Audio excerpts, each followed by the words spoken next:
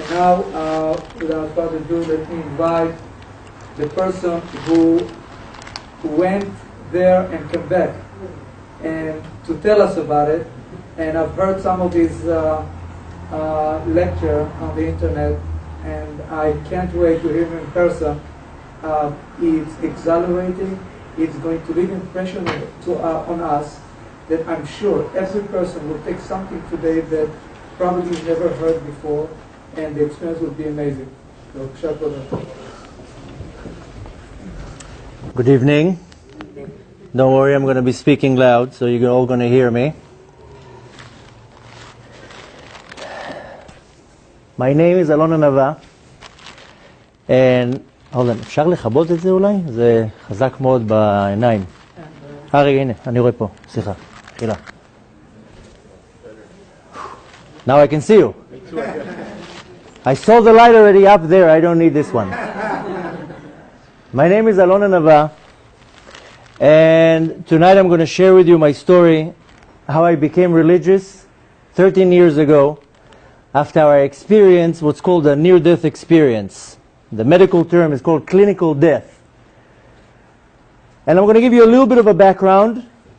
The story is very, very long, so I kind of zoomed 28 years. Later on, we have permission to stay here till Shacharit. Whoever wants to ask me, they can ask me anything they want. But to kind of give a little bit of an introduction, I grew up in Eretz Israel, and I grew up the most not religious you can imagine. That's how I grew up. No connection to Hashem, no Shabbat, no Kiddush, no nothing. Not only that, I grew up hating Hashem. That's how they raised me. Not to like Hashem, to despise the religious people, to despise the Torah. And I grew up the most secular you can imagine. Some of you maybe got some of the cards. You can see the before picture. Good looking guy. That's what my wife says. And when I was 23 years old, I moved from Eretz Israel to America. And when I was 27 years old, the whole thing happened. Now, as I said, the story is very, very long. And I kind of really zoomed through the beginning because it's not so important. And before we even start, there's two major things that I always say in the beginning. First of all, there's going to be a lot of questions. Try to keep the questions till the end. Half the questions that I'm going to have, I'm going to answer as I speak. And the other half, you can ask me later on whatever you want. Some people want to hear and go home. Whoever has questions can stay then and ask whatever you want. So just for the kavod, for the honor of the kahal, try not to, every 2 seconds, to ask a question. The main thing to remember is what I'm going to share with you tonight is the experience what happened. Not the before, not the after. Now, since everything that I remember is so not connected to this world, I use my own words to describe it. And it's kind of like trying to explain a blind person that was born blind, that never saw anything, to try to explain to him how the color blue looks. And you tell him, blue is like the sky. And he's like, I never saw anything. Okay, blue is like the ocean, but I never saw anything. So blue is kind of like green. Yeah, but I never see green. So everything that I remember and saw and experienced, there's no such a thing here. So I use my own words to describe it. So don't take every little word that comes out of my mouth and tag it. Just kind of flow with it. And the whole thing happened on a very special day. First of all, it was Shabbat. More than that, it was Yudalet Nisan. Yudalet Nisan is the 14th of Nisan. It's the morning of Pesach. The 15th of Nisan is the Leil Seder, which when I was a kid and they told me about Pesach, they told me, many years ago, the Jews were in Egypt and we were slaves, and then came this guy with a long beard, Moishele, and he did some hocus pocus, and he got everybody out. And they told me that as a story. But the reality is that everything that happens in our history marks for the rest of the generations. So that was the day that the Jewish nation left from slavery to freedom. That's the day that it was marked for future generations, that a Jew has the power to leave his physical and spiritual slavery into spiritual freedom. And that's the day that it happened. So it was Saturday, Erev Pesach, and we're a few bunch of friends. We'd made a Pesach party, that's how we called it. And I lived in New York at the time, and we went to a party. It was Friday night. If you saw the picture on the card, you can imagine what type of a party. We weren't really playing bingo there. And towards the end of the party, somebody passed around this smoking device that you use to smoke drugs. And I really didn't know what I'm taking. And I started to feel very, very sick. But not sick that I have to faint, not sick that I need to throw up, or that I'm dizzy. I felt like I'm about to die. And there was a girl with me, and I told her, we got to leave. I feel like I'm about to explode. We leave the building. We go out. All I wanted to do is go home. I told her, let's just go home. I feel like I'm about to die. And there's really no words to describe that feeling. And a lot of people ask me, what do you mean you felt like you're about to die? So the same way that you wake up in the morning and you have a stomach ache, you know you have a stomach ache. You don't need somebody to tell you you are experiencing a stomach ache right now. You know it. In Hebrew it's called yedi'ah. I know. I know who I am. I have a headache. I know I have a headache because I feel the headache and nobody can tell me different. Nobody can look at me and tell me, you don't have a headache. So I knew I'm about to die. We know the Midrash says that 30 days, actually 40 days, before the soul leaves the body, before a person dies, the Tzelem Eloki leaves the body. And we see with a lot of people that they're old, they start giving their things away, they start saying goodbye. I just knew I'm about to die. We go into a cab, I sit in the back seat, and I'm starting to choke, I can't breathe. I open the window to get some air, and suddenly the whole world froze, like a picture. The world did not have any existence anymore. The world looked like a picture, exactly like you're watching a movie and you press pause, and the movie stops. The world froze. And my thoughts are running 5,000 miles an hour, and all that I can think of is I'm about to die, I'm about to meet the creator of the world, and everything that I have in this world is left behind, and the only thing I can take with me, I don't have. A mitzvah. Now if you would tell me 5 minutes before that, do you know that there's a God that created this world? Do you know that there's a creator to this whole system? I will tell you, you must be meshugane. You must be nuts. There's no such a thing. If you would tell me 5 minutes before that, you know you have a soul in your body? You know when you die you go up to Shamayim? Do you know you come down to this world to do mitzvot, good deeds, to learn Torah? If you would tell me that 5 minutes before that, I would tell you you are insane. You must be instituted in a mental place because there's no such a thing. And here I'm sitting in the back seat of the car, trembling from fear, because I know I'm about to meet my Creator. And all that I could think of is how I wasted 28 years of my life on running after money, fun, girls, traveling, everything that doesn't have any metziut. And here I'm sitting in the back seat of the car, and I feel this remorse. How did I waste up my time? What am I living with? And the feeling that I had is very simple to explain. Imagine, chas v'shalom, a person wants to kill himself. He goes and chooses the biggest building. He looks down, takes a deep breath, and jumps. Imagine what's going on in that person's mind the second his feet leave the ground. What did I do? I killed myself. Now I can't jump up, and I have about a minute before I hit the ground. That's how I felt. What did I do? I just wasted 28 years of my life, and that's it. And I'm out. And I have nothing in my hand.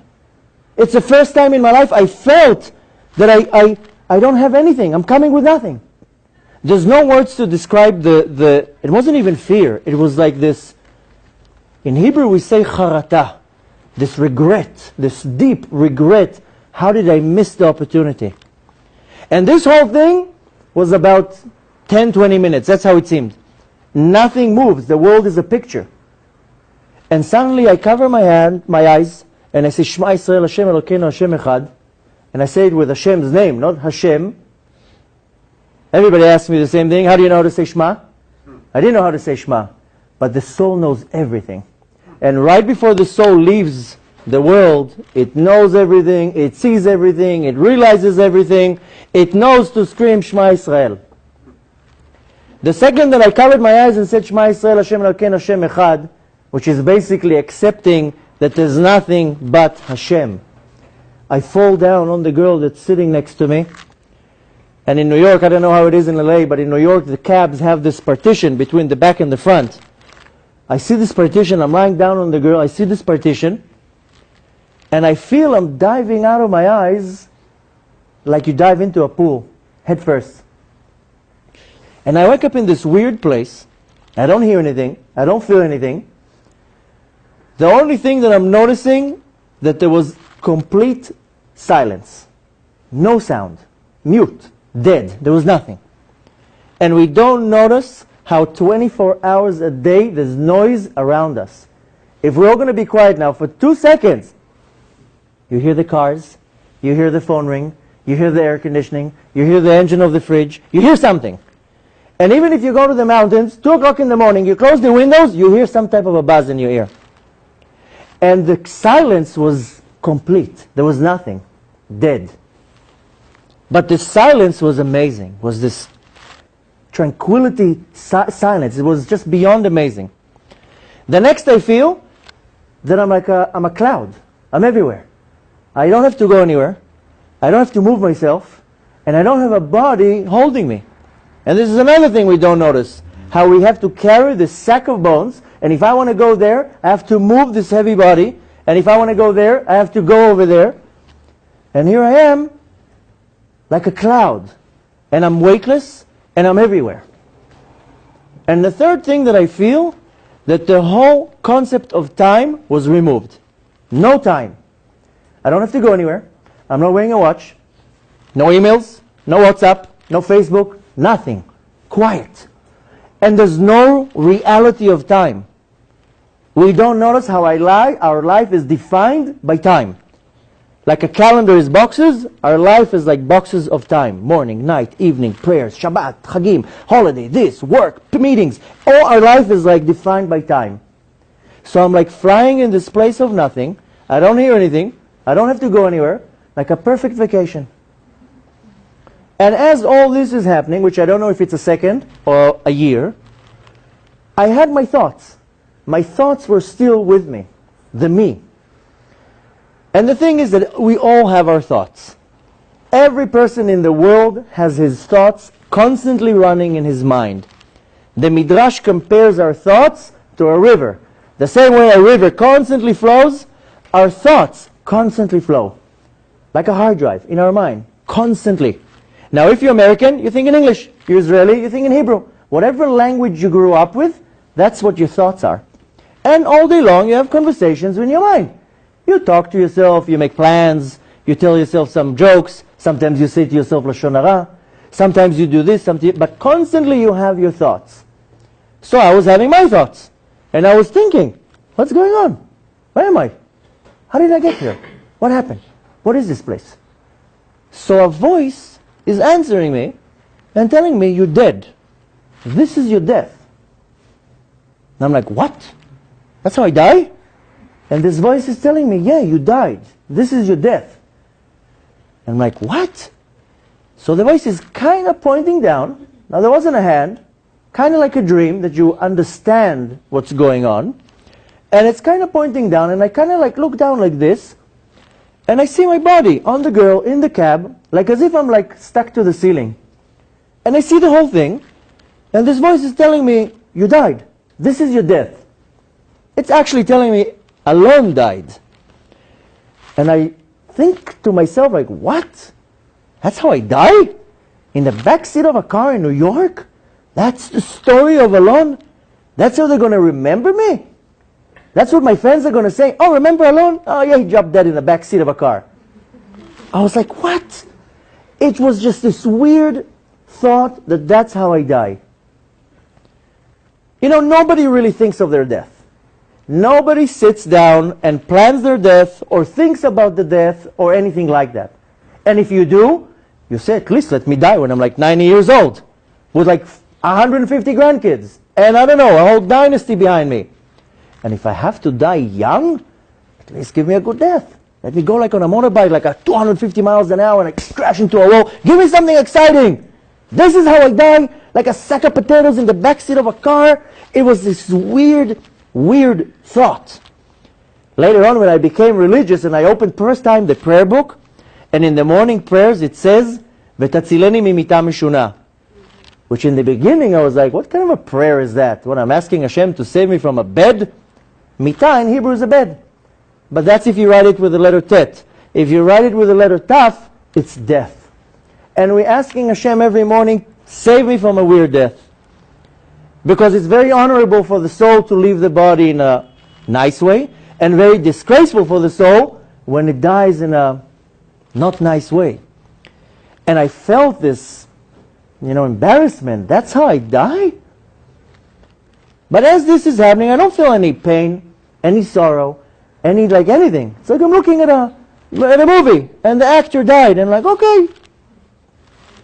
And as this is happening, I feel I'm being pulled up a little bit higher, a little bit higher, a little bit higher. I see a little bit from above, more from above. Then something happened. I feel like I dive into this girl's body, and within a split second, I see her entire life. From the day she was born, till that day. And it's not that I'm sitting like this and looking at a screen. It's as if I'm in her body, and I'm thinking her thoughts, and I'm hearing her thoughts, and I'm experiencing what she's experiencing. She's happy, I'm happy. She's upset, I'm upset. She's in pain, I'm in pain. And it's not that I see by order, like baby, 1, 2, 3, 4, 5, 6, 7, 8. I see a mishmash of her life. Thousands of scenes, and I'm able to understand each scene, but there's no order in the sequence. And as this is happening, I see a little step into the future, and I see her telling my parents that I died, and I see my parents crying, and I see my sisters crying, and I see a little step into the future. And I always got the same question. How can it be that you see, I can somehow understand that you see what's going on? I can maybe relate to seeing a little bit of the past. How can you see the future and everything mixed at the same time? That doesn't make sense. So the short version of the answer is that when our soul is in our body, the soul is limited to the body. The body can only see from here to there. The body can only hear from here to there. The body can only carry a certain amount of weight. But the second that the soul leaves the body, it's not limited to the body. The soul can see from here to the other side of the world. The soul can hear 50,000 conversations at the same time with no problem. The soul can see the past, the soul can see the present, the soul can see the future, the soul can see everything. The soul has no limitations. So I was able to see the past of the girl, the present of the girl, and the future at the same time. All one big mishmash. And as this is happening, the cab is driving in Manhattan. I'm like a magnet over the car. And I'm being pulled up a little bit higher, and a little bit higher, and a little bit higher. And I'm flying over the city. And at some point, the car went under this overpass. And that was the height of maybe 2, 3 floors. And I go into the overpass. And I suddenly see, I like calling it, the graphic design of the world. And I'll tell you what I mean. Imagine now you look at a website, and you see a beautiful website with pictures and colors and buttons and videos and pictures, and you press a button, it opens another page, you press another button, starts playing a video. What would happen if you would remove the screen? If you would pick up this design, what would you see? You would see the code that creates the world. The code that creates the website. Sorry. The professional term there this code is called HTML. Now, if this website has a software, then it has a more sophisticated layer of code. So the exact same way, we know that Hashem creates the world with speaking. Of course, Hashem doesn't have a mouth. It's just a parable for us to relate. What we see in many different places, especially when it says that Ba'asara ma'amarot nivra ha'olam, with 10 speeches, the world was created. And it says in Sefer Bereshit, Vayehi Rakiya, Hashem spoke. There should be a sky, and He created the sky. And we see in many different places, Ruach Piv, Dvar Hashem HaMechayet HaOlam. Hashem creates the world with speaking. And He uses 22 sophisticated tools that are the letters of Lashon Kodesh, of the Hebrew language. And exactly how we know from Kabbalah that each letter has a numerical value. Aleph is 1, Bet is 2, Gimel is 3. Aleph can also be Aleph, Lamed, Pei. All the combinations, all the codes. I suddenly see how everything is these letters. I see millions and millions and millions of letters, the Hebrew letters, and I'm able to read the letters, I'm able to read the code and understand what I'm seeing. And not because I'm Israeli and I know the Hebrew, because the soul only knows Hebrew. There's only Lashon Kodesh, there's only Hebrew in Shamayim, there's no other languages there. And I'm able to see this code and understand what I'm seeing. This godly power that creates the world. And if for 1 second Hashem closes His mouth, the world does not exist. As it says, "B'chol yom mechadesh maaseh bereshit." Every second Hashem recreates the world. And everything has this godly power. Even stones. Everything has this godly power that constantly enlivens the world. And everything is enlivened with these letters. And everywhere I look, I see these billions and billions of letters. And it seemed like I'm there maybe 50,000 years. And how long does it take a car to go under an overpass? Maybe 2 seconds. Later on, if you want, we can go more into this part, because I know a lot of people have a lot of questions about that, but I want to move on.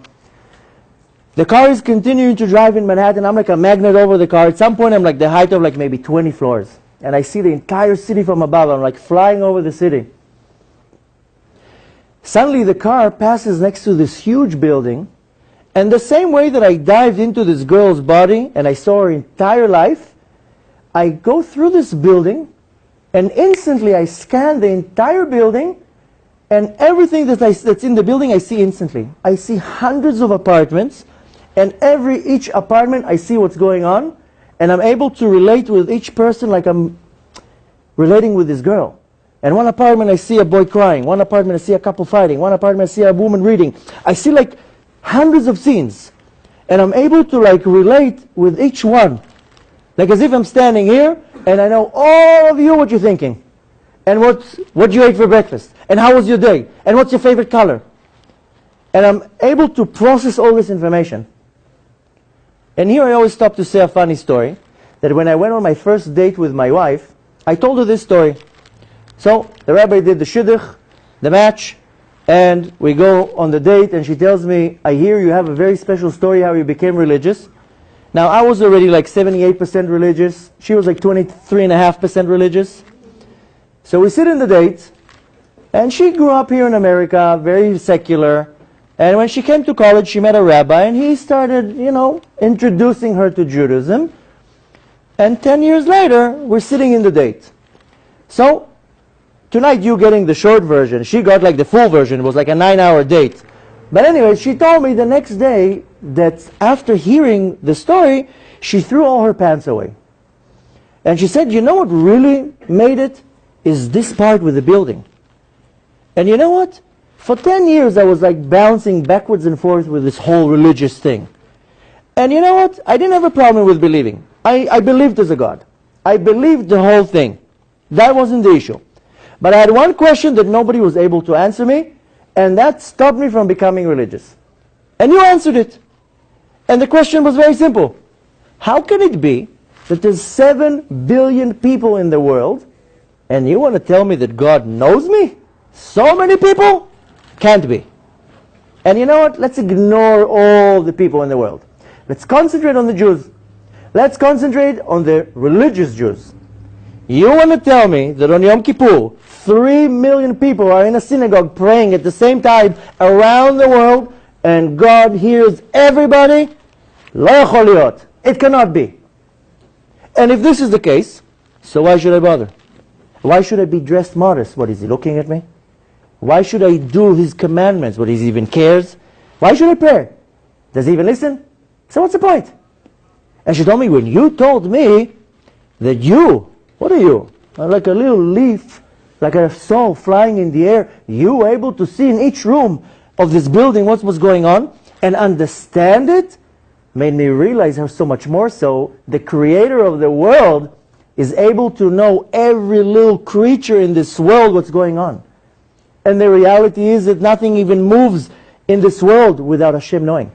An ant, the smallest creature, The Arizal HaKadosh says even a leaf doesn't even turn over without Hashem saying to an angel, make him turn over. Nothing moves in this world without Hashem's supervision. So much more so a human being, and so much more so a Jew. And she told me, when you told me that's it, it changed it. And a few weeks later, she changed her entire life. And a few weeks later, she decided to marry me. Up until today, she's like, no, she's very happy. Especially at nights like this that I go and come back at 2 in the morning. But the truth is that the reality is that every one of us is a diamond in the eyes of Hashem. Every prayer that comes out of our mouth is music to Hashem's eyes. Every kvetch, every pain, every suffer that we go through, Hashem is with us. Every little thing that we do, it's like as if we're like the only person in the universe, me and Hashem. Anyways, from this point, up until this point, everything was good, calm, nice, no problems, no pain. Suddenly, with no preparation, no warning, no nothing, I feel like something grabs me from behind, and within a split second, I wake up in this pitch black place. I don't see anything, I don't feel anything, I don't hear anything. All I feel is that something is holding me so strong that it's like crushing me. It felt like 100,000 pounds is on me, squashing me. There's no words to describe the fear, because there's no such fear even in this world to say, oh, it was scary like that. This was the most scariest thing I ever experienced. And why? Because I didn't know what it was. I didn't know where I am. I didn't know anything. All I know is I wake up in this black place and something is squashing me so strong that the pain was like not normal.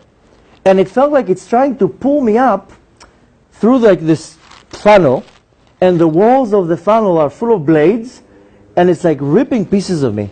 Like as if it's ripping pieces from my soul, and I'm screaming from pain, and I hear my own screaming. And there's really no words to describe this nightmare. Mainly because I didn't know what's going on. But at some point I kind of realized what's going on. I knew who I am, I knew where I came from, I knew where I'm going, I knew everything. Mainly because there's one reality up there. In this world, there's two realities.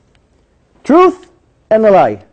And a person can make a lie in this world and hide behind this lie, and nobody will ever know. But it only works in this world. In the world above, there's only one side to the coin. Emet. Truth.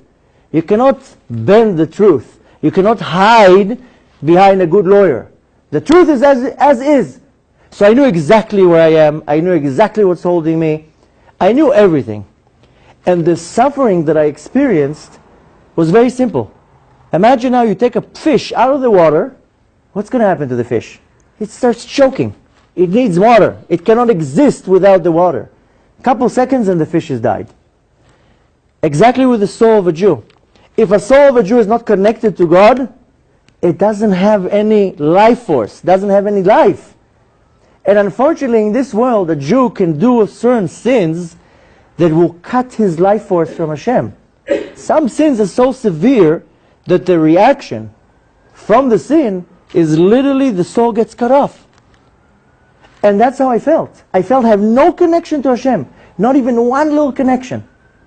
To make it a little bit more clear, we know that we have 613 mitzvot. The 613 mitzvot correspond to 613 optic fibers that build in one thick cable that connects us to God. If I do all 613 mitzvot, more 620, but I have a good connection, then I have no problem. But if I start not doing some of the mitzvot, then I'm starting to cut this connection. And if I'm not doing any of the mitzvot, there's no connection. So the same way you have in your sink, too much dirt goes in, the water will not come down.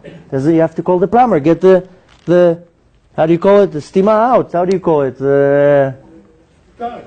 Yeah, get stuck. So the same thing in the spiritual level. If there's no connection to God, the soul in the body can exist. But out of the body, it's like a fish without water. And the thing is that there's really no words to describe it. There are words, but it would take me days to describe it. And once I used to describe it, but there's not really much of a point. Later on, if you want, I'll give you more information. One thing to kind of make it more realistic, if you look at the cards that I gave you, turn it around, you'll see that there's like a look of a tunnel. And the tunnel is built from angels. And that's how it looked, like I'm being pulled through this tunnel. And every bad deed, or what's called a sin that I ever did, created this angel that formed this tunnel that I had to go through. At some point it felt like I'm there, I'm not exaggerating, maybe 1,000,000 years of this severe torture. Mainly because I don't have any connection to Hashem. I'm stuck in this darkness and I'm screaming to Hashem, help me, get me out of here. I can't take it anymore. I'm sorry, I'll do whatever you want. I'll be the best Jew in history. This time forgive me. I'll do whatever you want. And it was like as if I was screaming to Hashem for 1,000,000 years. Nothing. I don't hear anything. I don't see anything. After 2 billion years of screaming, I suddenly see this dot of light. This microscopic dot of light. And it sounds like a cliche, but it was the light at the end of the tunnel. And I knew that if I can somehow get to this light, that I'll be saved. And I'm screaming to Hashem, forgive me, I'll do whatever you want. I'll be the best Jew in history. I'll do whatever. Just give me another chance. Get me out of here. And this light starts coming closer to me and closer to me and closer to me and closer to me, becoming bigger and bigger. At some point, there was nothing but this light. Everywhere that I looked was this bright, shining light. And amazingly, as I see everything this light, I see it as a triangle. And I know that behind this light, behind this screen of light, is God. I know that behind this light is the creator of the world. And there's really no words to describe this feeling. It wasn't fear or anything. It was this awe, like this unbelievable feeling that the creator of the world is standing behind this light. And I knew that if I can somehow like touch this light, then I'm going to be saved. And it felt like as if a hand reached out from this light, grabbed me and like pulled me into this light. And I only found one way to describe kind of how it felt. Besides that it felt like not normal pleasure, I felt like I'm being electrified from pleasure. But I found one way to kind of describe how it felt. Imagine now you take a laptop, a phone, an iPad, whatever, a piece of metal that is worthless. You connect it to the internet, and within a split second, any question you have, all you need to do is Google it. An endless amount of information is in the tip of your hands. That's how it felt.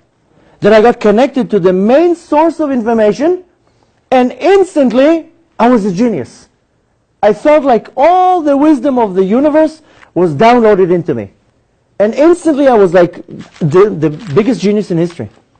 And it's not that I saw like information from this world. This world looked like a prehistoric thing, like little kids playing with Lego blocks. That's how this world looked. It's like as if I knew all the wisdom of the universe. It felt like I'm standing under a waterfall of information that's washing me and not stopping. But I can't like grab this information. It's just washing me. And I see everything, and I'm instantly like this beyond genius. And this information was like translated to pleasure. I felt like I'm being electrified with pleasure. And this information came like kind of like in two channels. The first channel was that instantly I was a genius. I knew everything. But the next channel, it's like as if I saw the entire world from the day it was created till the last day, one big panoramic picture, and everything made sense. Everything from the day it was created till the end was like this big puzzle. All the pieces were together, and it was this genius master plan that our mind, it was like mind-blowing.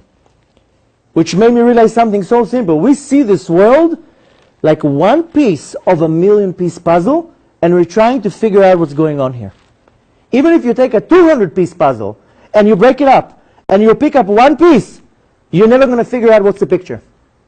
Because you only have one piece. And that's how we see the world. And we see in this world terror attacks, and holocausts, and murders, and diseases, and death, and suffering. And we're like, where's the God you're talking about in this system? But we only see one detail. And we're not connecting all the parts together, so nothing makes sense. But I was able to see like this panoramic picture, this genius plan, like wow, I can't believe it was so simple. There's no words to describe that because I literally saw from the beginning to end one condensed picture. And as all this is happening, I'm experiencing this pleasure that our mind cannot even understand. But I feel I'm like stuck in a bubble, and I'm like, I'm not part of it. Like I see it all, I understand it all, but I'm like stuck. And as I'm feeling this amazing pleasure, I feel the complete opposite. This suffering that I'm like, I have no connection to it.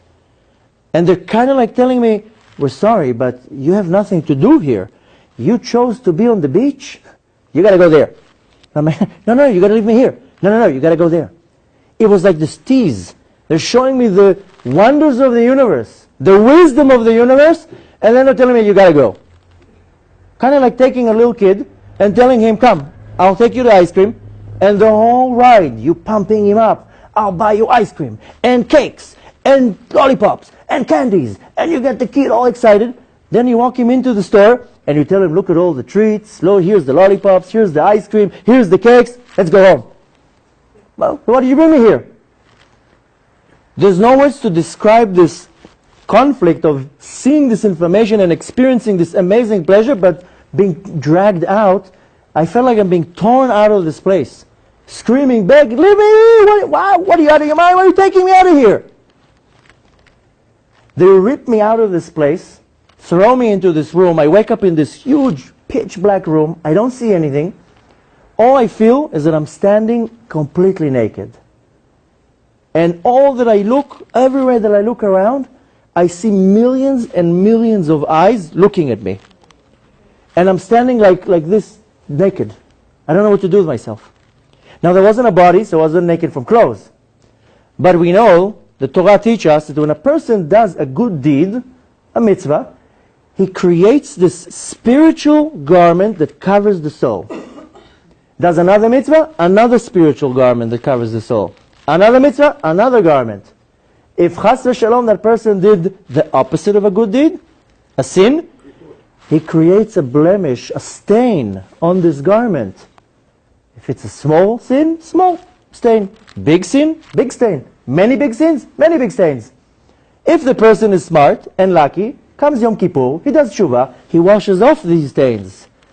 Like you take your jacket to the dry cleaning. But if the person is not lucky, the garments are full of stains. My problem was that I didn't even have a garment. I was naked. And these billions of eyes, all these eyes, were all the souls of all the Jews from all generations, standing and looking at me, including you. And I felt that I was the wicked person in all generations, and all the souls that are looking at me are righteous souls. And it felt like they're looking at me and saying like, oh, it was you. There's no words to describe the shame. I was standing there like naked, and the shame was because all of them looked at me and like saw me like I was transparent. Everything that I ever did, I was like clear. And more than that, worse than that, was the feeling I had in front of Hashem. It felt like the entire room was full with Hashem's presence. Umlo chol haaretz kevodo. And it felt literally like I'm standing like this. You know, when somebody's embarrassed, you can't look you in your eyes. He puts his eyes down. It felt like I'm with my eyes down, and if I lift up my head, I see Hashem. It was just obvious that Hashem nitzav alav. I couldn't lift up my eyes. It felt like I totally broke Hashem's heart. It didn't feel like Hashem is standing like this with a baseball bat waiting to smash me to pieces, like some people say. It felt like I broke Hashem's heart. It literally felt like Hashem told me, what did you do? I sent you down to the world with a list this long of things to do, and a list this long of things not to do. Everything I told you to do, you didn't do. Everything I told you not to do, you did. You like messed it all up. It literally felt like I broke Hashem's heart. And the thing is that I knew that if they take me to the next room, then I'm done.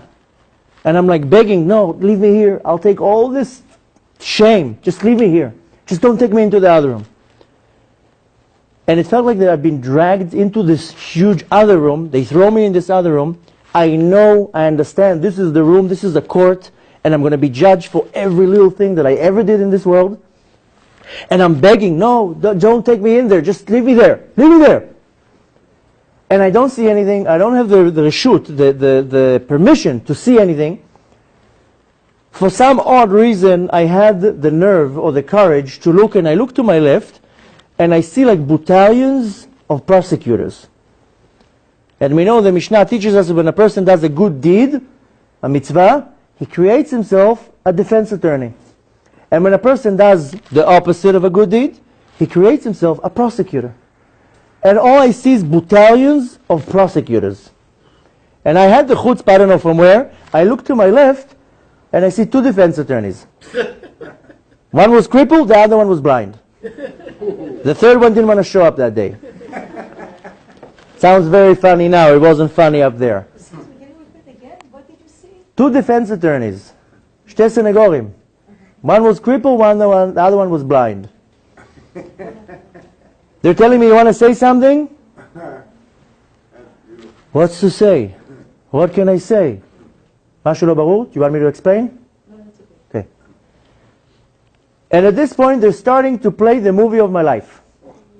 From the day that I was born, till this day, I see the movie of my life. Just this time, I'm the star. And I'm like as if in my body again, but this time the whole life is slow motion. And I see every little step of my life. And they're telling me, here you stole, here you lied, here you cheated, here you did this, here you did this, here you did this. And every person that I ever did something is standing right there. I stole from somebody, he's standing there. Why did you steal from me? I cheated somebody, why did you cheat me? Why did you do that to me? I stole from my mom money to buy cigarettes. She's standing there. Why did you steal from me? Now maybe in this world you don't get so excited but from stealing or cheating or up there's no words to describe this overwhelming shame. And every little thing is pointed out. Now they didn't point out things that I didn't know. They didn't point out every time I desecrated Shabbat by doing something I didn't know. You don't know? You're good to go. But I knew a lot to get me in trouble. More than that, mainly what was shown to me was between me and my fellow person. Ben Adam lechavero. You don't need the Torah to tell you not to cheat. And you don't need the Torah to tell you not to steal. And you don't need the Torah to tell you to be a mensch. That's what was shown. Here you cheated, here you insulted, here you did this. And every little sin that is pointed, they're showing me right away the spiritual damage that was caused. And I'll tell you what I mean. Most people say, it's okay, I don't, mind my own business. I'll deal with it when I get there. Everybody's very brave and they say, I'll deal with it when I get there. They don't realize that when you do something wrong, you affect the entire world, the entire universe. And that's what they showed me. They showed me the spiritual blemish that was caused by my wrongdoing. And I'll give you an example. First of all, I'll explain it in 2 words. When somebody does a sin, there's a chain reaction what happens. The first thing that happens is that person didn't listen to the commandment of the creator of the world. Which is, when you think of it, it's chutzpah. How dare you? The master of the universe told you to do something, and you're not listening to him. That in itself is, it's chutzpah. In Hebrew it says, Avar al Ratzon Hashem. He did the opposite of Hashem's will. The second thing that happens, we said, a blemish on the garment. The third thing that happens, when a person does a sin, he creates an angel, a bad angel. The Gemara calls it Malach Habala, a destructive angel that comes to annoy that person till he kills him. And later on comes and prosecutes against him up there in Shamayim. Worse than all that, when a person does a sin, he creates what's called a klipa, a spiritual infection, a spiritual shell that goes around the soul and covers the light of the soul. So you look at a person that lives his life way far away from religion, you tell him something about spirituality, come and light candles, nonsense. Come and put tefillin on, it's nonsense. This coldness to spirituality. Because the soul is so covered with these shells, exactly like an orange. The peel is disgusting, it's bitter, who eats it? But it covers the good part of the vegetable, of the fruit. So when a person does a sin, he creates this klipa, this shell that covers this neshama. Worse than all this, because all this can actually be reversed. Worse than all this, when a person does a sin, he creates this spiritual blemish in all the spiritual worlds, and in this world, that the entire universe suffers from that. And I'll give you an example to make it more clear. Imagine now, you go to somewhere in Europe, there's a museum there, with a picture this big, that is worth probably like $500 billion, that some guy 300 years ago took a bunch of paint, threw it at the canvas, went like this, and now everybody goes to this museum to marvel this beautiful picture. Imagine somebody walks into the museum with a bucket of paint and throws it at the picture and destroys the picture. Now what's going to happen? He's going to get arrested, then he goes to jail, then he has to pay a fine. He has to deal with his own wrongdoing. But what did he really do? He destroyed the picture. Nobody ever again can enjoy this picture. You cannot retouch it, you cannot redo it, you cannot reproduce it. So he ruined it for everybody in the world. Nobody will ever see this picture. And that's this spiritual blemish that is caused by something wrong that I do. And that was shown. Here you stole, look what you did. Look at this deficit you created in the universe. And on the other hand, it works the same way. If I do a good deed, the entire universe benefits from it. At some point, showing me 28 years of my life, I was like, okay, I got the point, stop the movie, let's go for commercials, something, stop it. And they're showing and showing. At some point, they're telling me, look, Habibi, you're really like a lost case. Like what do you have here? You know? And they were trying to really be nice, and they're like, okay, let's try to put things together, let's see what we have. So when you were 8 days old, your parents circumcised you. They really didn't ask my permission, but they did. And since it's not even your mitzvah, it's your father's mitzvah, but you were circumcised, so we'll give you a mitzvah.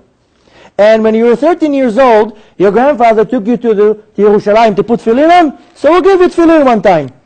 And one time $1 fell out of your pocket, and somebody hungry picked it up and ate, so we'll give you charity for this one. And one time you helped that person, and one time you helped that person. And one time you smiled to that person, one time you did this. They put it all together, and they're like, well, look what you have here. You have like 99.9 bad, and nothing good. Just that it seemed like I'm about to be now on a skewer, thrown to something like that. They're telling me, look, we're going to give you an option. We're going to give you two options. The first option, you go back to that black thing that brought you here, this Malach HaMavet, this angel of death, and he will finish it, which that wasn't really an option. The second option is, you go back down to this world. And if you choose to go back down to this world, you have three conditions. The first condition is that you have to live your life like a Jew. They didn't tell me Ashkenazi Jew, Sephardi, Hasidi, a Jew. Only we make the separations. In Shamayim is Jew. And at this point, they're showing me my entire life forward. I see myself with this long beard. I see myself with a black suit. I see my wife. I see my wedding. I see my kids. I see my entire life. And they're telling me, that's how you have to live your life. And you cannot come back here after 120 years and tell us, I didn't know. They didn't tell me. My parents didn't send me to yeshiva. Oh, that's not really a mitzvah. Those religious people made it up. That's not really real. Oh, I didn't have cheshik to do that. This is how you have to live your life. You cannot bend the rules. You cannot make new rules. You cannot invent rules. This is the line. This is the blueprint. The second condition is that you have 28 years of debt. So from baby to 13, we'll forgive you. Okay? So from 13 to 28, you have 15 years of debt. Becoming religious is not putting a yarmulke on your head and growing a 2-foot long beard. That's easy. Becoming religious is you stole, you have to give this, whatever you stole, back to the person. And if you don't have the thing that you stole, you have to give that person the amount of money. And if you can't find the person, you have to donate this money to somebody. You cheated in business? You owe that person money. You have to go and turn rocks around. You have to apologize to every person you hurted. And the third condition is that you have to say everything that you saw here to every person you meet. You cannot move to a deserted island and live by yourself. You have to tell it to everyone. Now, I wasn't really in a position of telling them, you know what, why don't you give me like a day or two to consult with my attorneys? Maybe I can get a better deal. I was like, where do I sign? Where do I sign? When are we starting? When's the next elevator? And they're like, no, don't get too excited. Because you cannot come back here again and say, I didn't feel like it. I didn't want to. That was too hard. It was too hot to walk with a jacket in the summer. It was too annoying to do this. They're telling me you have to be sure before you're signing what you're accepting on yourself. Of course, I signed the deal with no questions. It literally felt I'm shaking my hands with Hashem. That's how it felt, that I'm shaking my hands on this deal. And the second I shake my hands with Hashem, it felt like Hashem pushed me. I felt like this impact, like a train hit me. And Hashem told me, "Ata chayav lachzor b'tshuva." You have to do tshuva. And it felt like Hashem pushed me into my body. And the second that I feel this impact, my eyes open up in this world. And I'm like completely out of it. I don't know what's going on. I'm totally out of it. Took a couple of minutes or hours, I don't know what, to wake up. And I didn't remember one thing from what I told you, not even one detail. All I knew is that I had to do a mitzvah. Like a little kid that goes on a vacation and his mom tells him, when you get there, give me a call. I only knew I have to do a mitzvah. Now I don't know what. At that time, I had a friend that started to become religious. And every time he met me, he was like, come put tefillin on. And I'm like, no. Suddenly I'm like, oh, I'm going to call him. Now imagine how I look in this picture. Look at the postcard how I look. Long hair, tattoos all over my body, piercings everywhere you can put one is there. I called my friend at 6 o'clock in the morning. It was Saturday. He wasn't so religious. He answered. And I tell him, Itzik, you got to come right now. I got to put tefillin on. He's like, what? I told him, don't ask any questions. You have to come right now. I have to put tefillin on. So he tells me, it's Shabbat. You can't. So I told him, who cares what day is it today? I have to put tefillin on. And he's like, what happened? Are you okay? Tells me, Nibu, ishtagata? Now you have to understand that I'm like a lunatic and I'm calling him to put tefillin on. And he tells me, Nibu, ishtagata? You lost it? I told him, Itzik, don't ask any questions. You have to come right now with your tefillin. I have to put tefillin on. So he tells me, you can't, it's Shabbat. So we're arguing, and I'm like, what are you becoming technical now? Shabbat, not Shabbat. Mazub Shaneh, what does it matter? So he tells me, you can't. I told him, so take me to a synagogue. I have to do something. And he's like, what happened? I told him, Itzik. So he tells me, why don't you come tonight? It's Pesach. It's Lail Seder. I told him, oh, that sounds very religious. I'm going to come. So I lived at the time in New York. They invited me somewhere in Borough Park. My first Seder in my life after 28 years. I never had Seder. I never had Pesach. For me, Pesach was 3 weeks off school. All the holidays were how much time I'm getting off school. Sukkot is 10 days off school. Chanukah, only 8 days off school. So Pesach was the best holiday because it was 3 weeks off school. And here I'm sitting in the first time in my life in a real Seder. Tov. For the first 2 weeks after this day, I don't remember one detail from what happened. I knew something weird happened. I'm zooming a lot of details. I woke up here, I was in the hospital. I'm just going through a lot of details because I want to get it done. For 2 weeks, I don't remember nothing. I don't know what happened. I don't know anything. I don't remember one detail. All I know that I'm a completely different person. Up until this point, I was this rude, rough, mean, disgusting Israeli. That every word that came out of my mouth was a curse. Somebody would look at me the wrong way, I would beat him up. I was like this rough guy. Suddenly I'm like this nice guy. Hi, how are you? I go to work, I see my friends, how are you doing today? And I don't remember nothing. 2 weeks from this day, one day I'm half asleep, half awake. You know this point that you're like almost falling asleep? Suddenly everything that I told you, plus the 99% that I didn't tell you, all wakes up. I wake up in the middle of the night and I see like thousands of scenes. And I'm like starting to like freak out. So the first thing that I do is I wake up the girl that was sleeping next to me, the girl that was with me in the cab. And I tell her, remember in the beginning I told you I dived into her body and I saw her entire life? I tell her, tell me, when you were 7, this and this ever happened to you? She was like, how do you know? I tell her, when you were 8, this and this happened to you? How do you know? When you were 9, did you live over there and this happened to you? She's like, how do you know? Now I didn't want to tell her how do I know, because I was like, if I'm going to tell her how do I know, she's going to think I'm nuts. Now, I had an issue in my mind, because I was like, this sounds weird. Like in my real mind, this is not real. But in the real reality, I was like, wait a minute, I'm like under a deal here. I got to get going. And I'm not sure if it's real or not, so I asked her another detail, and another detail, and another detail. And everything that I ask her, she confirms. And she's like, how do you know? Now I said, if I'm going to tell her how do I know, if I'm going to tell anyone how do I know, they'll be like, okay, here, come sit down, relax. Here, put your hands in this white jacket. Take this pill. The doctor's coming in a few minutes. Everything will be okay. Now, I didn't know what the religious people think. I was afraid to go to a rabbi because in my mind, the religious people were like nutcases. What do you expect from me? All I see is a bunch of people dressed the same, swinging chickens over their heads, doing all sorts of weird things. I had like the worst opinion about religious people. I was like, they're the nutcases. I'm going to go to them. So I was like, okay, I don't know what I'm going to do. I'm going to take it as it comes.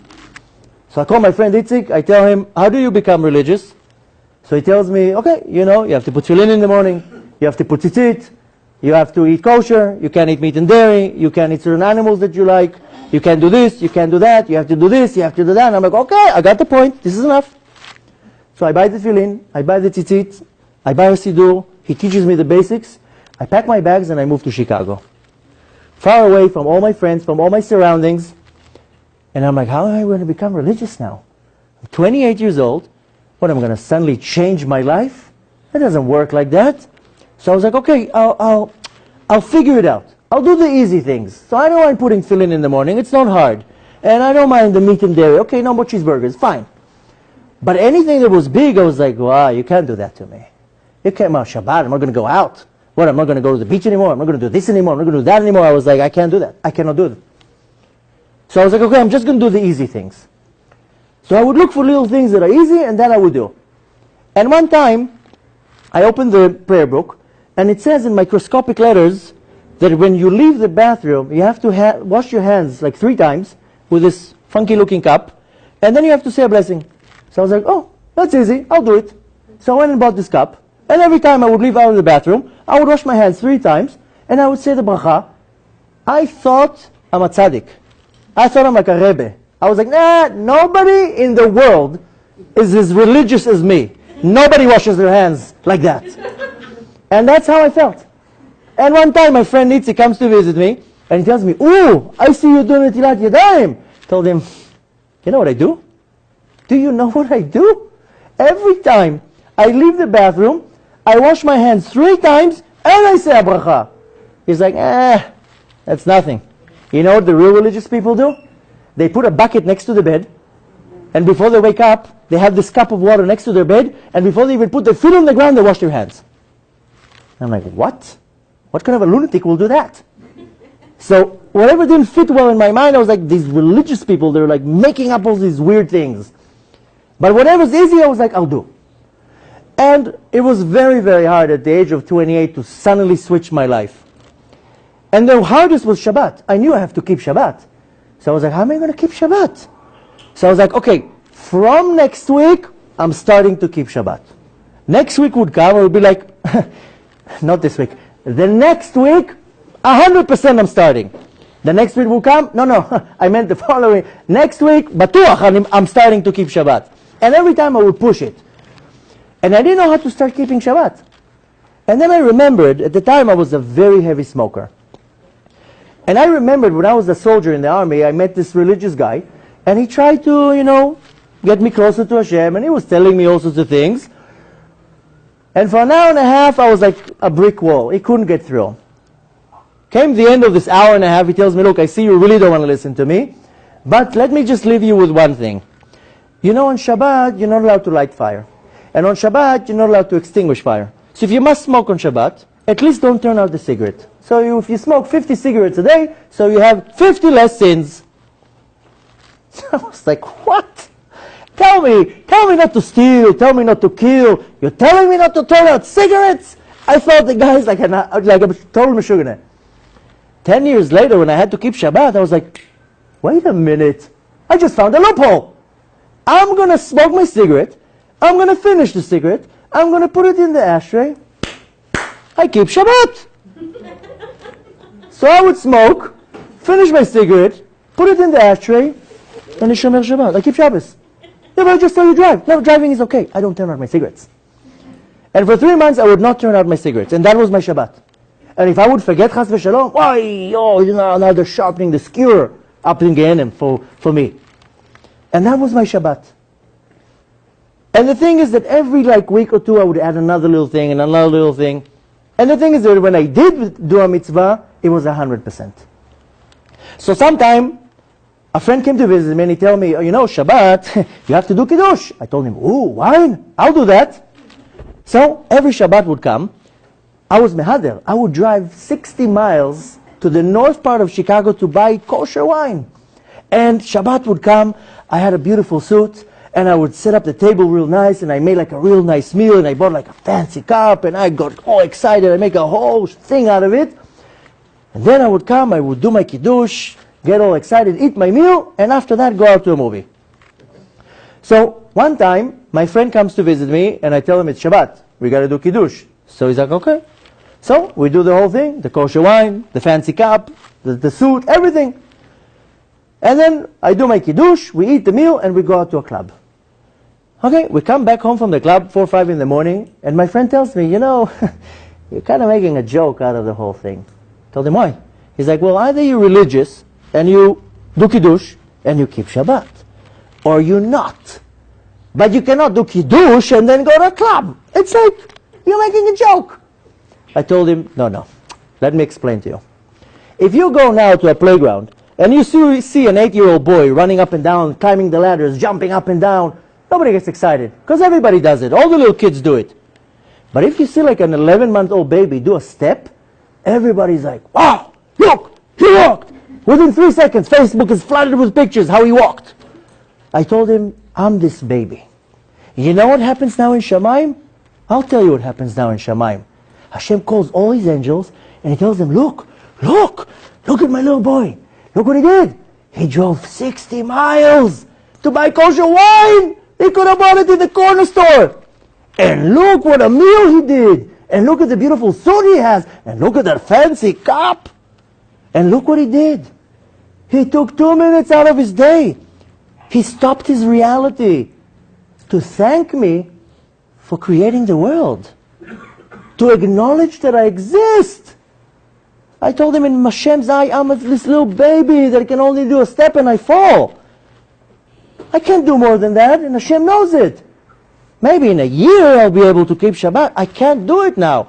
I'm a little baby that does a little step and falls, and my Father in heaven is so proud of me that I did such an effort in every little detail of this little mitzvah. And that's how the whole first 2 years of my life was. Every little thing. I didn't do much because it was impossible. But whatever I did with all my heart. 2 years later, miraculously, I found myself somehow back in New York. It wasn't somehow. My wife was telling me, you were telling the wrong miracle. The miracle how you came back from Shamayim to this world is not such a miracle. The miracle how you came from New York, from Chicago to New York, that's the miracle. But that we'll keep for another shiur. Or maybe we'll have time later. But the thing is that I found myself in New York, going through a very, very tough time. And I met this young lady and she told me, why don't you come tonight? There's a little gathering in Esha Torah in Manhattan, young people, you'll meet maybe. So she schleps me to this place. And I go into a big room like this, and a band playing, and music, and a whole thing. And I really didn't feel like being there. I was really going through a lot of things. Not only that, I really felt out of place, and I felt real bad to just get up and leave. So I moved from this seat, then I moved to this seat, then I moved to this seat, and every 2-3 minutes I moved one seat. And when the time was right, I ran out. Unfortunately, my intelligence was not so good. Instead of running to the street, I ran into the shul. So I go into the shul, and I see a rabbi standing at the head of the table, maybe 30 people around the table, and the rabbi tells me, come in, join us. And in my mind, I'm like, how am I getting out of that? I'm like, no, I gotta wake up real early in the morning. I gotta go. He's like, no, come, join us. He puts me right next to him, and in my mind, I'm like, wow, look how far the door is. How am I gonna get it? Then he starts talking, and I never heard Torah in my life. That was my first Torah class in my life. I was like mesmerized. I was like, wow. I couldn't leave the room. Every 5 minutes I look at the clock in the morning. I really had to be somewhere in the morning. I couldn't get up. Came the end of the class, I walked to the rabbi, I tell him, you must be some type of a genius. I don't even know how you know so much information. He's like, if you really enjoyed yourself, come back next Wednesday, there's another class. I told him, you didn't cover the whole thing tonight? So he tells me, come back next week. Sure enough, I came back next Wednesday. This time I was the first one right next to the rabbi. Following Wednesday, another time. After a couple of these Wednesdays, I got friendly with the rabbi and he told me, look, I see you really like what I'm teaching. Why don't you come to my house every Thursday night from 12 a.m. till 6 a.m. We study all night Zohar, and then we go to a mikveh, and then we go pray shacharit, and then we get ready for Shabbat. I told him, that sounds like an amazing idea. You know what? I really don't have anything else to do between 12 a.m. to 6 a.m. every Thursday night. So I went to his house. Sure enough, maybe 10 guys sitting, and he's teaching Zohar. And all that he's talking about is spiritual worlds, and souls, and angels, and godly powers, and all sorts of freaky and spooky stuff. And everything that he says, I'm like, wait a minute, I remember that. And everything that he says, I'm like, no, that's not how it looks. So after a couple of these all-nighters, I said, you know, this rabbi is a little bit cuckoo. Because if this is what he's teaching, must be that he's a little bit out there. Maybe I can tell him what happened to me. So I come and tell him, you know, something happened to me 2 years ago, and I never told it to anyone. And I think you are the candidate. So he's like, Bakasha, come, say. So I sit down, I start telling him the whole story. He wasn't patient like you. He was like, no. Came the end. He's looking at me like with these piercing eyes, this Yemenite rabbi. He tells me in Hebrew, Ata meshuga. Are you crazy? I'm like, no, this guy thinks I'm crazy? He's like, are you crazy? Hashem did such a miracle to you, and you're not doing anything? He freaked out. He ripped up my shirt. He's like, you're not wearing tzitzit. He freaked out. You have to go to yeshiva. What are you doing? The next day, 6 o'clock in the morning, he took me at yeshiva. He threw me into the yeshiva. He's like, don't come out of here till I get you. 3 months from this day, I'm super religious. The whole thing. I look up to Shamayim. I tell the boss, look how religious I am. First part of the deal, no? Okay. Now comes the second part of the deal. How do I do it? So I go to a big rabbi, and I tell him, this is the resume. What do I do? He's like, okay, for everything that you ever stole, you have to return it to the owner. I don't have it anymore. Okay, so evaluate how much it's worth, and go to the owner and give it back to him. But how can I find the owner? If you can't find the owner, go and donate it. And if you cheated in business, you owe that person money, you have to find that person. You insulted that person, go and find him and apologize. You did this, you have to do that. You have to do this, you did that. He gives me a whole menu. Okay, a few months later, I meet my wife. A few months later, we get married. A few months later, I already have a girl. But a year plus from that day, I'm totally religious, married with a girl, and kind of covered the second part of the deal. So, again, I look up to Shamayim. No, 2 out of 3. Now came the hard part. Start telling it to people. So in the beginning, I had a very good audience. I would tell it to the rabbi in the yeshiva, and here to maybe another rabbi. So they were very excited. Because everything that I said, they're like, you know, it's unbelievable what you're saying now is written in this Gemara. And what you're saying now is written in this Torah. And what you're saying now is written in this book. But then I had to tell it to the real world. So I got my first gig in some shul in Brooklyn, full of Israelis. Baruch Hashem, they did not give out tomatoes in the entrance, because if they had what to throw at me, they would. The whole night, Shakran, you liar, get out of here, who brought him here? The whole night, they were cursing me. And in my mind, I'm like, that's what I'm going to have to deal with now, the rest of my life? was a big room, maybe 100 people, and in the end, in the corner, I see one guy like shivering. Comes to me at the end of the night, he tells me, I believe every word that you said. What do I have to do? So I said, if I have to go through this suffering for one guy to have a change in heart, I'll do it. So I started going from one shul to another shul, to another shul, to another yeshiva, to another school. And I would come and tell the whole story. You literally getting the short version. I would say more details and details, but then I would finish and leave. But 4 or 5 years ago, something happened which totally changed the whole way. One time, out of the blue, my brother-in-law, a very young man, never smoked a cigarette in his life, goes out for a jog, gets a heart attack, dies on the spot. My sister calls me from Israel, tells me, come. I fly to Israel for the funeral. I go from the airport to the funeral. I go into the room of the Chevra Kadisha, and in Israel they bury in a talit, not like here that they bury in a coffin. I walk into the room, I see my sister's crying, and my brother-in-law on the table. I pull out my book of Tehillim, I start reading the Tehillim, and one eye I'm looking at him, one eye I'm looking at the Tehillim, and I'm like, wait a minute. He hears me. He's on the ceiling. He hears my Tehillim. He hears my sister crying. He sees everything that's going on. I remember I was on the ceiling hearing all those voices and all the whispering and all the thoughts, and I saw everything that's going on. He sees everything. And I'm looking at the body, and according to nature, he wasn't really Shomer Torah and Mitzvot. He wasn't really on the Torah side of his lifestyle. Now the thing is that you can't really judge a book by its cover. Some people on the outside look like this, and the inside is... And some people on the outside, they look totally secular, and the inside is pure and honest and all the good things. But according to nature, this guy was not really keeping Torah and mitzvahs.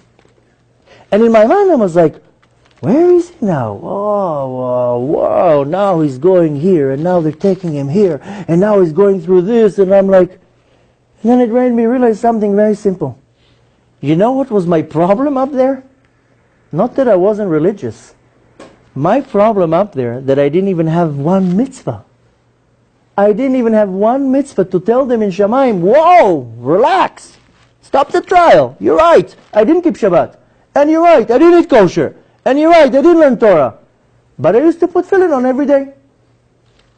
I didn't even have that. I didn't even have one mitzvah to wave in Shamayim and said, you're right, I wasn't a super Jew.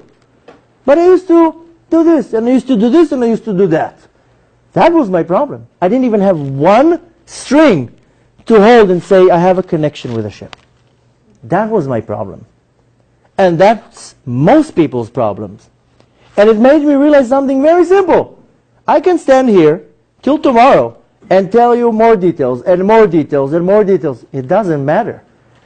Because it happened to me. It happened to me, so I will become religious.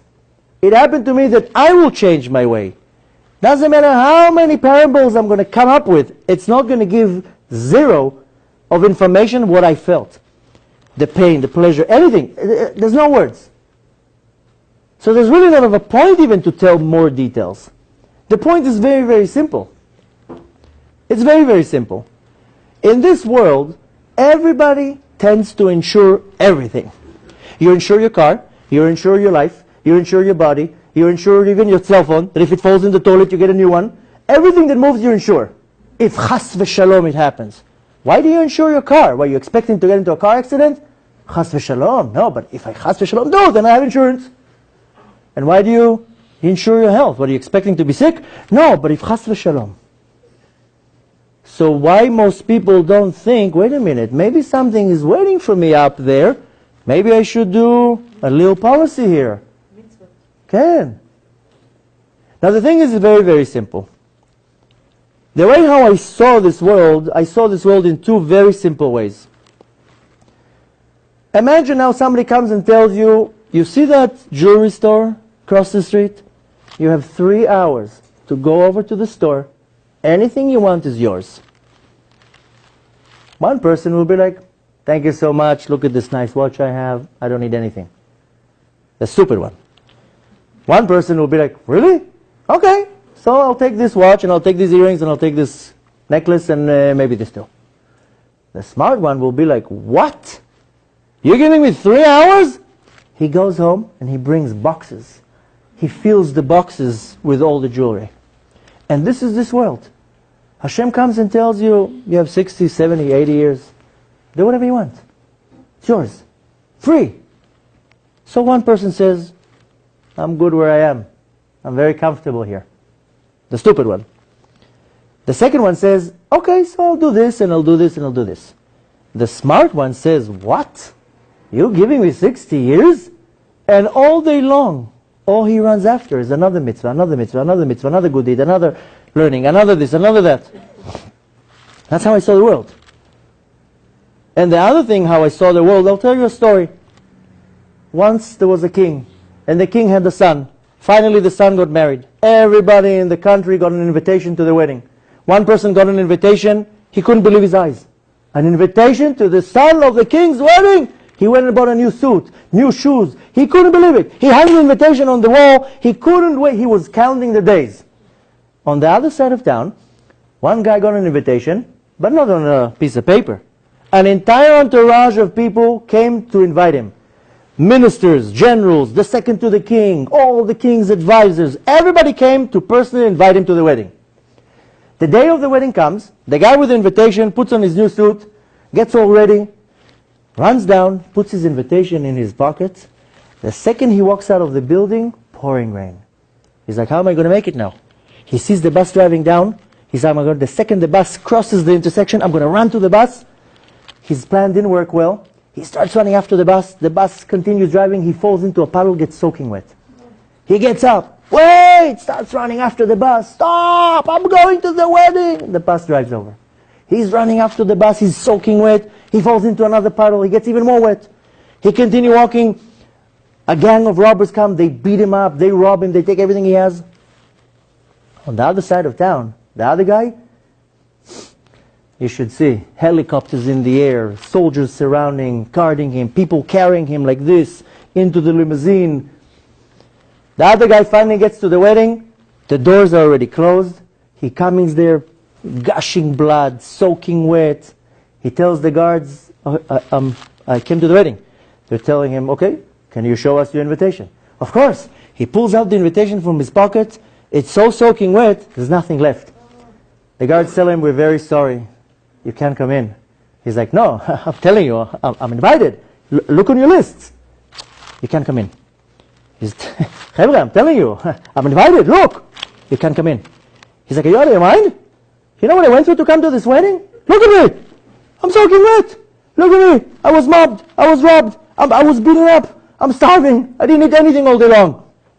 No problem. You hungry? They come out with a nice plate of sushi and a bottle of 7-Up. Here, eat, drink.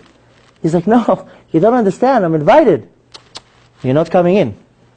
He's trying to look through the gates. Maybe he can see somebody. He sees all the way at the end the king sitting with all his glory. Next to the king is the son. And on the other side of the king is the guy who came with all the limousines.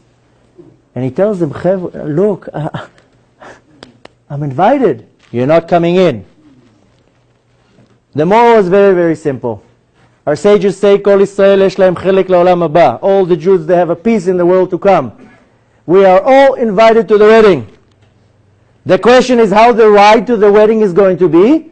And when you're finally at the wedding, are you going to be sitting next to the king? Or are you going to be outside with a plate of sushi? So I choose to be next to the king. So every minute of my life, I run after another mitzvah, and another good deed, and another this, and another that. Because I want to be next to the king. Doesn't mean you have to. Doesn't mean everybody has to be fanatic. But the point is that you have to internalize that there's a journey going to the wedding, and once you're there, where do you sit? Now, as I said before, I can go over and over and over and more details and more details, more details. That doesn't matter. The point is very, very simple. If you leave this door tonight and everything is the same, you wasted an hour and a half of your time. You wasted the air in this shul. If you leave this room and you say, you know what, maybe this guy is not so crazy as he sounds. Maybe there is something. Maybe I'm not 100% how I should be. What do I do tonight? Not next week like I was in with the Shabbat. Next week. If you leave this room and tonight you have a change in your heart, okay, I'm going to start being a better boss. I'm going to start being a better husband. I'll be a better wife. I'll be a better mother. I'll start adding this and this and this. I'll start doing that. I'll stop doing this. The point is to constantly la'alot b'kodesh. Constantly. Hashem doesn't expect you to be fanatic. I have a friend that I somehow managed to touch him, and he started putting tefillin every day. One day I call him, how are you? I'm good, how are you? Fine. I told him, Derech Hagav, by the way, did you put tefillin on today? He's like, no, today I didn't. Told him, why? Is there a holiday? He's like, no, I don't want to be fanatic. I told him, what does that have to do with it? He's like, if I'm going to put tefillin on every day, I'm going to become fanatic. I told him, what's one going to do the other? The mitzvah is to put tefillin every day. You don't have to be fanatic to put tefillin every day. You have to hold the mitzvah all the way. The point is very, very simple. That you were b'ashgacha pratiyut with a supreme supervision were somehow dragged into this room to know, wait a minute, what can I take out of this room tonight? What do I change in my life to make my life a better place, to make the world a better place, and to make everything much better? Has nothing to do becoming super Jew and 2-foot-long beard. That's not the point. This is the position in the wedding. Everybody makes their own decisions where they want to sit in the wedding. Some people say, I'm fine next to the exit as long as I'm in. So this is the only message I can give you. And in a second you can ask me any question you want. We have permission to stay here till whatever hour we want. But bemet, the only thing that one needs to internalize is that every little thing that we do in this world, it echoes in eternity. You do good in this world, it echoes in eternity good. You do bad in this world, it echoes in eternity bad. So the decision has to be very, very simple. And a lot of places that I go to, the rabbi catches me at the door and he tells me, scare them! Tell them there's a Gehinnom! Why? Well, I don't want, that's not the point. But a lot of places that I go to, they tell me, scare them, make them feel afraid. I told them, that's not what Hashem wants. Hashem doesn't stand there with a baseball bat in Shammai wanting to smash you to pieces. You know how I see it? I see it in a total different way. Any second, Mashiach should come. Any second. And what's going to happen when Mashiach will come? Every Jew and Jewette, I'm joking, will have a meeting with the king. Can you imagine sitting and talking to the king? Now this is not some stam king. This is Melech HaMashiach. What are you going to tell the king when he asks you, what did you do to hasten the Geulah? What did you do to make me come faster? What are you going to tell the king? I was on Facebook. What about the people who burn? I can't hear you. What about the people who burn? So I will burn, give them sunscreen. If they're ashamed, that's something else. I'm not going to judge anyone now who's going to burn, who's not going to burn. The point is very, very simple. That we're so close to the Geulah. Nobody really knows their expiration date. Some people say, I'll do tshuva when I'm 80, when it's easy. Yeah, but what if you're not going to get to 80? So we don't know our expiration date. You have to live your life like tomorrow, today. What am I doing today? I have a whole day. I don't know what's going to happen tomorrow. Maybe I leave the room tonight and that's it. But more than that, this is more of a negative attitude. More than a good attitude. Mashiach can come any second. What can I do to change the world? Rambam says that one Jew needs to do one mitzvah to tell the entire world to kaf zchut, to be judged favorably. Maybe I'm that Jew. Maybe somewhere out there's one Jew who just needs to come to a Sudat Shabbat and keep one time, say a bracha, say something. We don't know. And it sounds very like imaginary, Mashiach, it's stories. It's not. So I want to wish you all great success in everything that you do. I wish you that you'll take from this night a lot of koach to leave this room and say, how am I making my life a better life? How am I making this world a better world? And I wish you great success in everything that you do. If you're interested in hearing more, I have a very busy Facebook page. If you're not on Facebook, don't go there. But if you are already there, then at least utilize the time for good things. I have hundreds of videos posted every day and posts. And you can, any social media place, just Google my name, just write Rabbi Alon Anava. There's tons of other videos. You can share it with friends, let other people know. And if anyone has any questions, feel free to ask. You can ask the most embarrassing questions. I already got the worst. And again, I wish you great success in all your ways. And just remember what I said before. Everything that you do in this world, it echoes in eternity. Very, very loud. So just make sure you do just good. That the waves of the sound will be good. So again, I wish you great success. And you have a question. Yes, I love the I'm not over. That's the first part one.